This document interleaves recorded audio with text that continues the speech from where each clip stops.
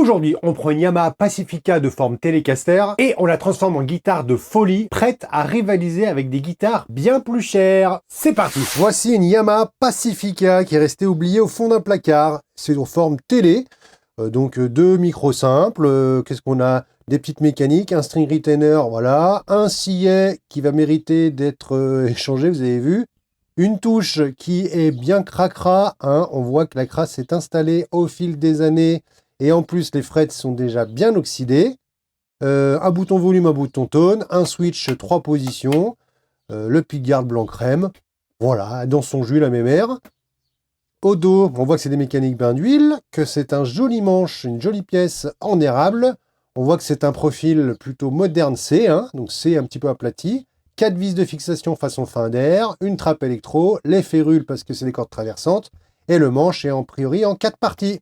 On va lui donner une seconde vie en lui faisant quelques petites modifs. Il y aura un changement de plaque de chevalet, un pickguard sur mesure, un vrai blindage à la peinture graphite, une rénovation nettoyage du manche, un changement de mécanique par des chaleurs d'occasion, une nouvelle électronique avec des push-pull et 2 micros de chez CK Guitars qui sont des humbuckers au format simple et c'est le modèle Burning, un nouveau sillet en os sur mesure, des nouveaux boutons de potard pour un peu plus de style, et bien sûr un réglage final aux petits oignons. Oh, et ben il y a du pain sur la planche, donc qu'est-ce qu'on fait? Eh ben on s'installe tranquillou dans son coin préféré et on profite. Ah oui, au fait, je sais qu'il y en a parmi vous, leur coin préféré, c'est le petit coin. Alors attention, je tenais à vous prévenir quand même, avec ce genre de vidéo, il y a quand même un risque de fourmis dans les jambes, hein?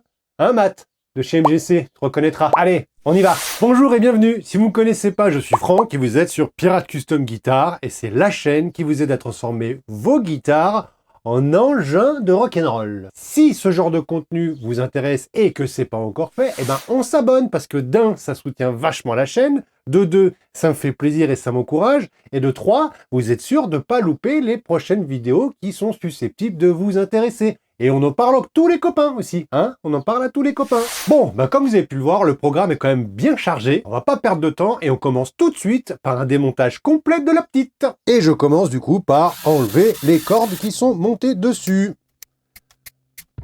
Voilà qui est fait. Je les repasse par ici. Les cordes sont enlevées. Je vais démonter le manche. Là, rien de compliqué. 4 vis à desserrer. Je les rassemble et je les mets avec la plaque pour pas les perdre.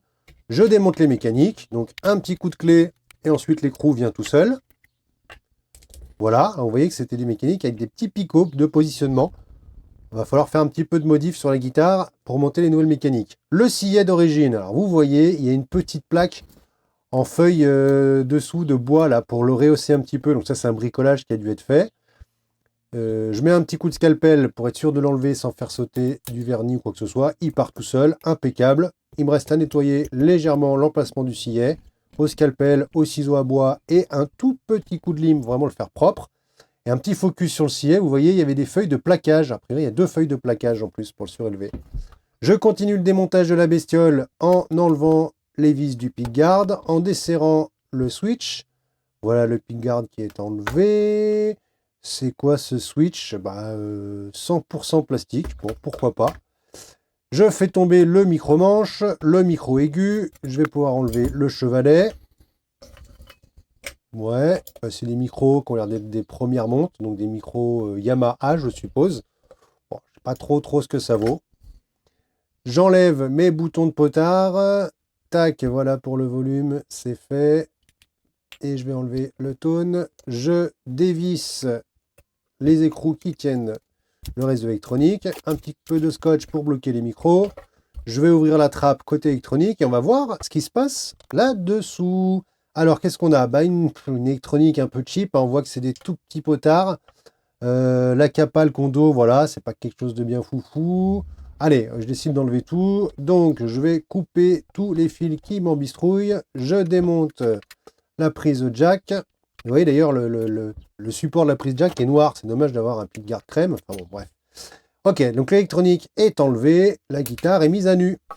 Je vous parlais tout à l'heure du changement de la plaque de chevalet qui soutient les pontets. Hein? Eh ben allez, on voit ça tout de suite. La plaque d'origine donc était bien chromée. Voilà, c'était celle-ci.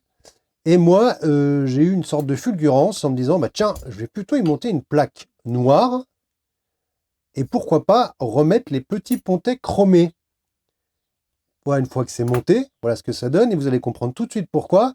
Regardez-moi ces jolis micros et en fait ça va aller super bien ensemble. On a du rappel, du chrome, du noir. Je trouve que c'est parfait. On peut dire qu'au point de vue esthétique, ça va carrément bien coller avec ces nouveaux micros CK. Alors, c'est sympa tout ça, mais maintenant qu'on a commencé une véritable métamorphose, va falloir quand même réfléchir à ce qu'on va faire pour le pickguard. Eh ouais, parce que celui d'origine est blanc crème, et franchement, je trouve que ça va pas du tout. Regardez-moi ça. Alors, j'enlève déjà les micros qui me gênent. De toute façon, ils sont décablés. Je vire également ce bout d'isolant qui servait à mettre à la masse le chevalet. Hein, on verra après, c'est une sorte d'alu scotché, là, bizarre. Donc je vous disais, un pickguard blanc crème. Dommage avec ce support de chevalet noir.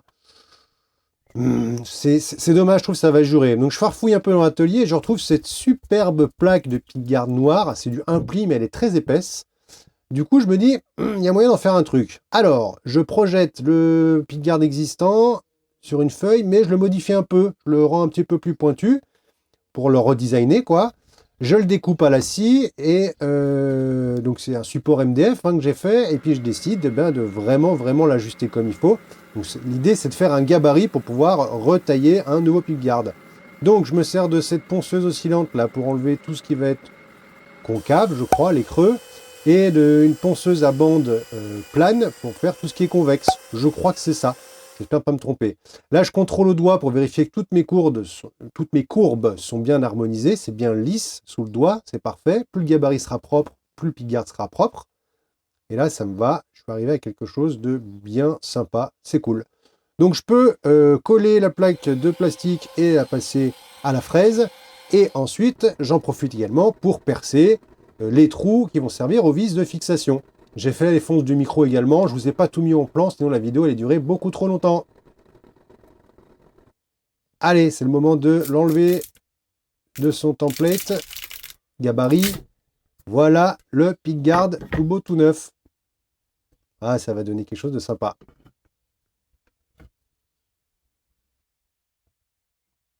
Voilà un nouveau pickguard qui va vraiment correspondre à cette nouvelle version de cette guitare. Alors avant de le mettre en place et de commencer à s'attaquer au câblage, j'ai décidé de refaire le blindage. De base, vous avez vu qu'on avait une sorte de papier alu collé qui devait faire à peu près le taf, mais quitte à faire un pimp, autant aller jusqu'au bout des choses. La mise à la masse du chevalet se faisait par contact avec ce papier alu. Et moi, je trouve pas ça vraiment top. Du coup, je vais plutôt d'abord percer un trou pour passer un fil qui d'un côté sera relié à la masse de mon circuit, et de l'autre sera en contact avec le dessus du chevalet. Ça, c'est un raccordement traditionnel, ce qu'on trouve sur toutes les guitares. Il y a toujours un petit fil qui part mettre à la masse le chevalet pour éviter que ça fasse des buzz, vous savez, quand on met la main sur le chevalet. J'enlève maintenant ce film, le papier alu. Ouais, on dirait, vous savez, on dirait que c'est des papiers qui mettent pour éloigner les limaces. On voit ça en animalerie souvent. Pourquoi pas, ça fait peut-être le taf. Moi, je préfère, quitte à faire, mettre de la peinture isolante. Donc, c'est de la peinture au graphite. Ça prend pas forcément beaucoup plus de temps. Moi, ce que je fais, c'est que j'aime bien charger la première couche et je reviens toujours mettre une deuxième couche, histoire que vraiment ce soit impeccable. Vous voyez, c'est bien couvrant, donc ça va assez vite à faire quand même. Ça sèche très vite et ça va assez vite à faire. Et on se retrouve avec un truc qui est un peu plus pro, un peu plus cool. Voilà, j'ai fait toutes les cavités face avant et également la cavité face arrière. Ok, le blindage est opérationnel. Avant de passer au câblage du nouveau circuit avec ses push-pull, je vais d'abord aller m'occuper de ce manche qui a subi les affres du temps. Et regardez-moi de quelle base on part. Un truc bien cracra. Regardez-moi ça. Donc, on voit que les frettes sont oxydées, on voit que la touche est vraiment bien crade. Alors, je sors mon décrasseur, puisque je l'ai conçu exactement pour cette opération. C'est un petit baume sur lequel on va venir frotter un peu de paille de fer quadruple zéro. Donc voilà, je charge la paille de fer avec mon petit baume. Vous voyez, il s'imprègne bien. Et ensuite, on va chercher une case bien sale pour la démonstration, celle-ci. Et on va venir frotter, si possible, dans le sens des fibres, donc de haut en bas. Mais l'avantage de ce produit, c'est qu'on peut quand même aller contre le fil du bois. Donc ça permet de vraiment attaquer les pieds de fret et de faire un nettoyage en profondeur. On laisse travailler la paille de fer. Hein. J'appuie très peu avec ma main. C'est vraiment le produit plus la paille de fer qui vont venir décoller, décrasser justement cette crasse qui s'est mise au fil des années. Je reviens dessus pour enlever le surplus, les résidus avec un chiffon. Et vous allez voir que le chiffon est bien cracra une fois que je l'enlève. Ah, alors, est-ce que le... Oui, on voit bien que la touche est quand même revenue et beaucoup plus propre. Je vous mets un autre exemple sur la case 3, qui était bien sale aussi, et puis après on passera ça en accéléré. Je frotte, je frotte, je frotte, et regardez-moi ce qui vient. Voilà. Alors, hein, qu'est-ce que ça donne? Eh ben, c'est pas tant mal. Vous avez compris le principe. Je vais vous faire ça en mode un peu rapide, histoire qu'on retrouve une touche toute propre et que la vidéo ne dure pas 8 ans. Et ouais, tout de suite, c'est incroyable, hein. Même le bois ressort tout de suite. C'est vraiment un super rénovateur. C'est très efficace. En tout cas, j'ai des super remontées, des gens qui l'utilisent et qui me disent qu'en effet, ça marche plutôt bien. Regardez-moi ça. Allez, c'est parti. J'accélère un peu la vidéo. Tac, tac, tac. Les dernières cases. On frotte, on revient dessus avec le petit bout de chiffon. Et les toutes dernières cases où c'est bien pratique de pouvoir aller contre le fil du bois, hein, si on n'aurait pas beaucoup de place pour pouvoir faire. Ensuite, je sors toujours un peu de paille de fer. Moi, je vous conseille de faire de la triple zéro puis de la quadruple. Et puis, ce petit outil que vous trouvez à pas cher un peu n'importe où. Moi, je l'ai prolongé un peu avec du scotch pour pas foutre de la paille de fer de partout, de la poussière de fer. Et vous frottez sur vos frettes. Regardez-moi ça, comme vous les retrouvez éclatantes, comme si elles sortaient du magasin. Alors, bien sûr, avant de faire ça, il faut quand même contrôler son plan de fret. Là, je l'avais vérifié. Il était nickel. J'ai tout passé au fret rocker. J'avais pas de fret qui était surélevé, donc ça me permet tout de suite de pouvoir venir nettoyer les frettes et les raviver. Sinon, j'aurais dû passer par la case planimétrie. Là, c'est pas le cas, donc tant mieux. Il suffit de nettoyer les frettes. Un petit avant-après. Donc voilà à quoi ressemblait le manche au tout départ. Et voilà à quoi il ressemble maintenant. Ça lui donne un sacré coup de jeune quand même.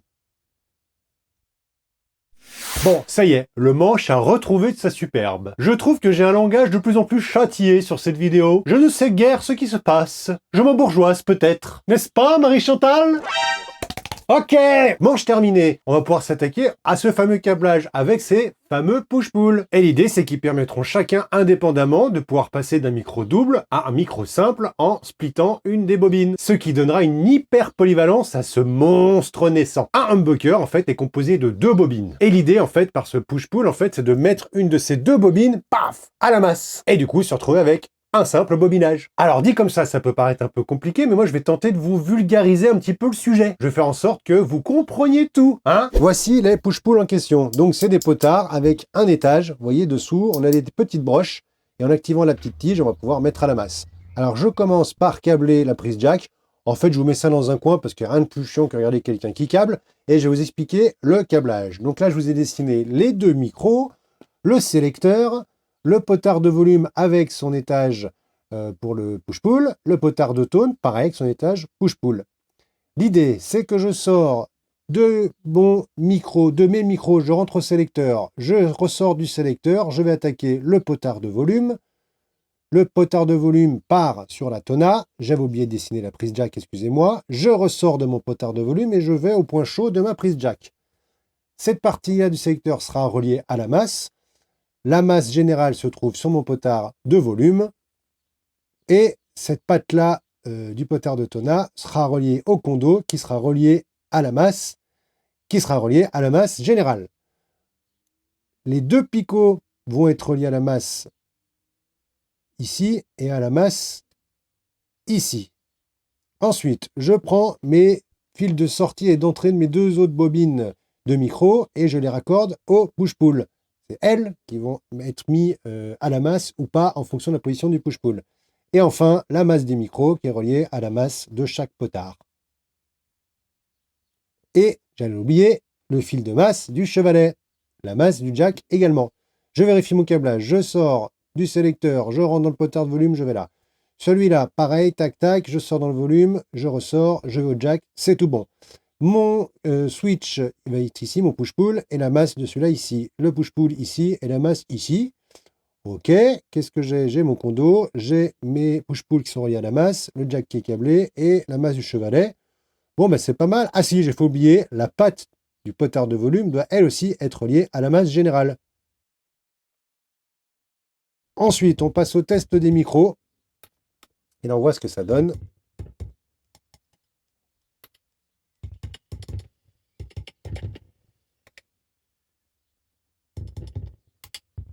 Donc là, vous voyez, je désactive cette bobine, qui passe bien en simple quand j'active le push-pull. Là, il reste toujours en marche. Pareil pour le micro aigu, les deux bobines marchent. Celle-là désactivée, elle marche toujours. Là, les deux marchent. La tone fonctionne. Et le volume fonctionne. Sur les deux positions.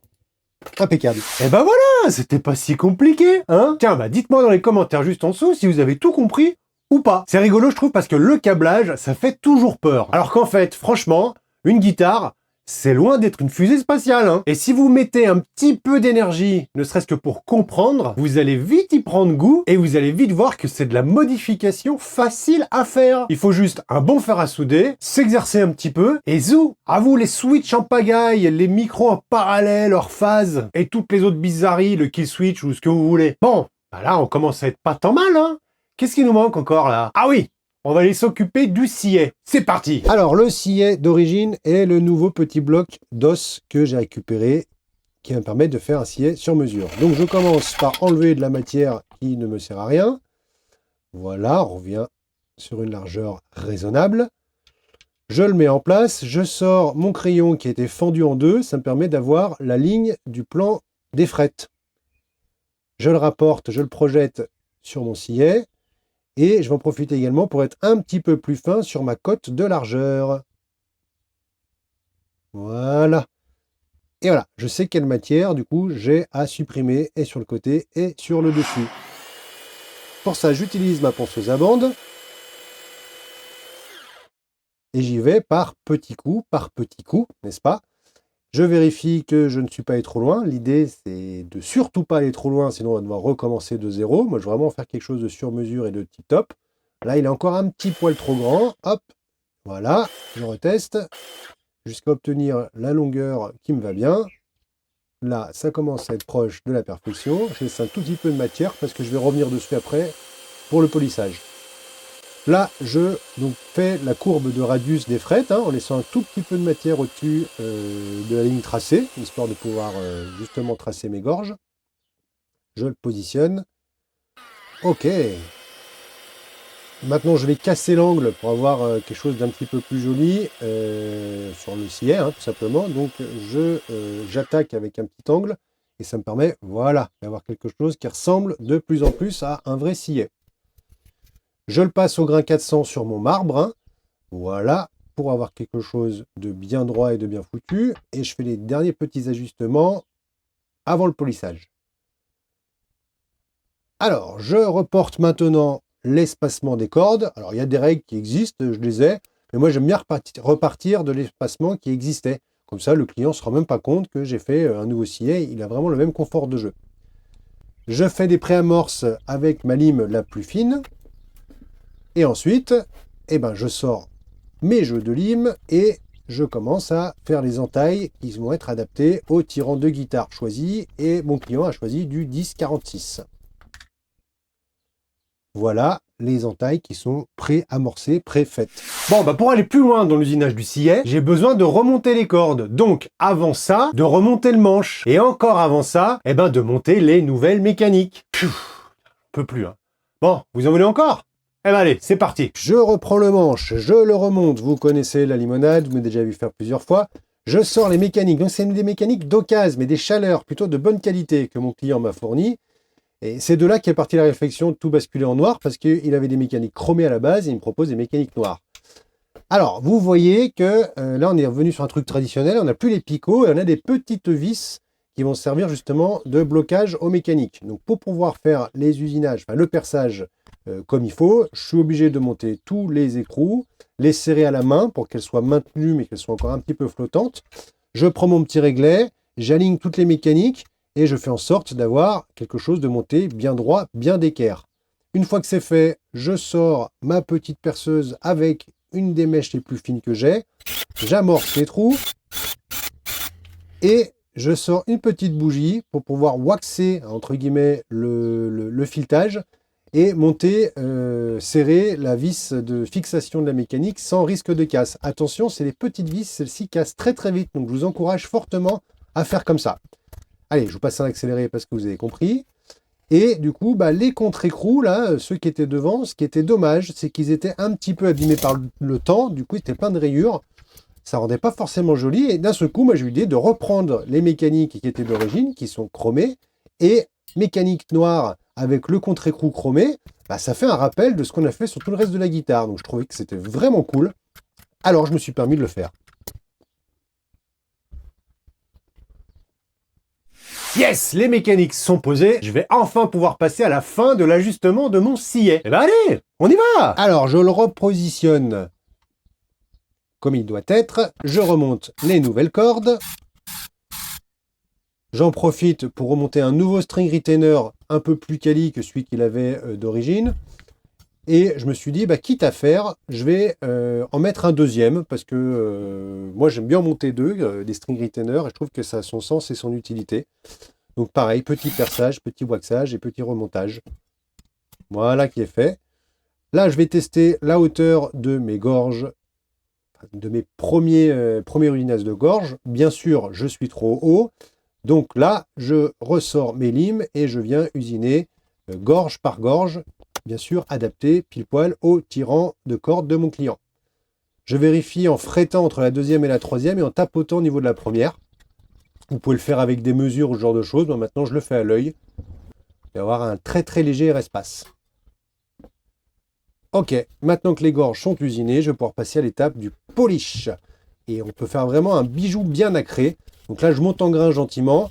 Je suis parti avec du 800 et je vais finir sur du 12 000. Et regardez comme ça brille. Ça, c'est top. Le petit point de colle qui permet de le fixer. Je le pose comme il faut en place. Je remonte les cordes. Et j'accorde la guitare. Voici 2 ou 3 petits plans du nouveau sillet.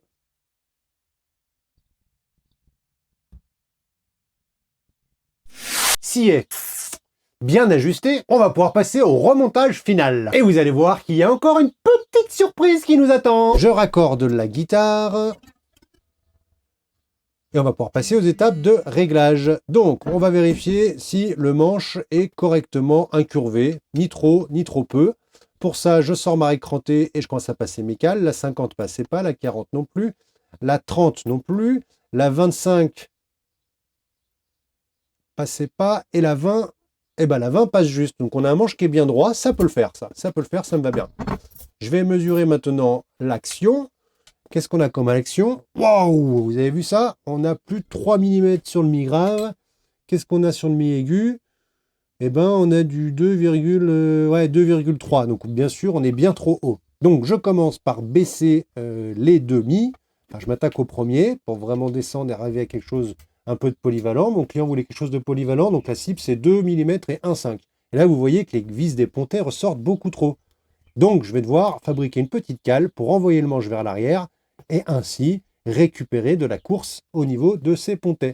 Donc, je redétends toutes les cordes. Cette fois-ci, je place un capot juste en dessous du sillet pour ne pas avoir besoin de toutes les démonter une par une quand même. On va essayer de gagner du temps. Je redémonte le manche. Paf, il est sorti.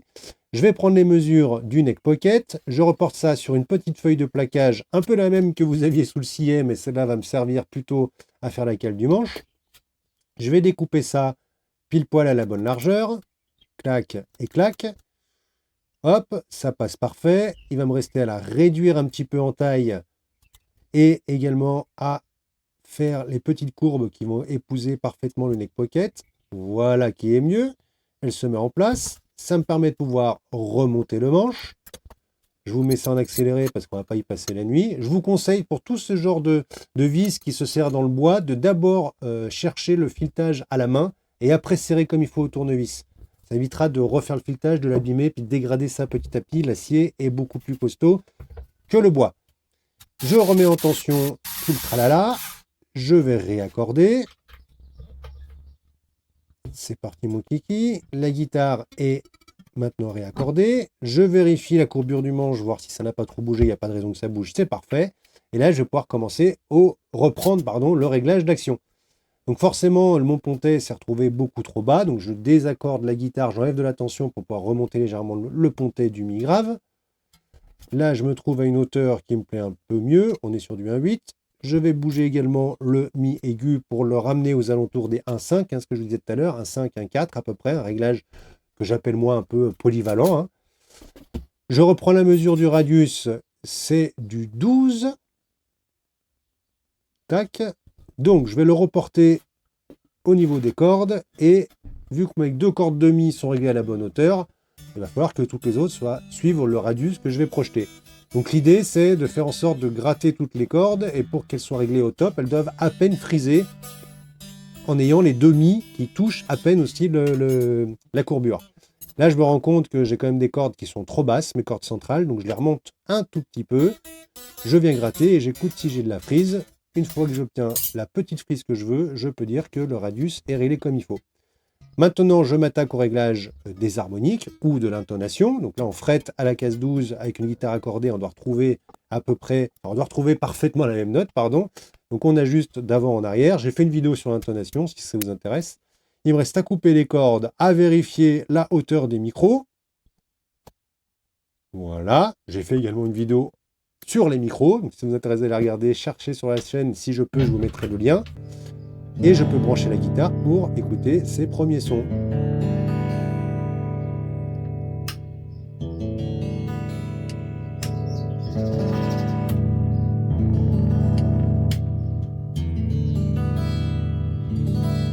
Allez, je vais pouvoir la tester maintenant en note à note sur tout le manche pour vérifier que mon réglage tienne bien la route et qu'il n'y ait vraiment aucune frise nulle part.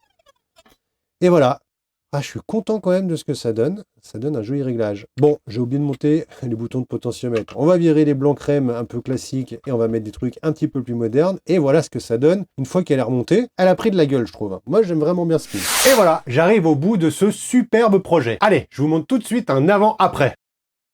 Franchement, moi, je trouve que c'est un joli pimp esthétique, en plus d'avoir monté dessus une superbe électronique et forcément des très beaux micros.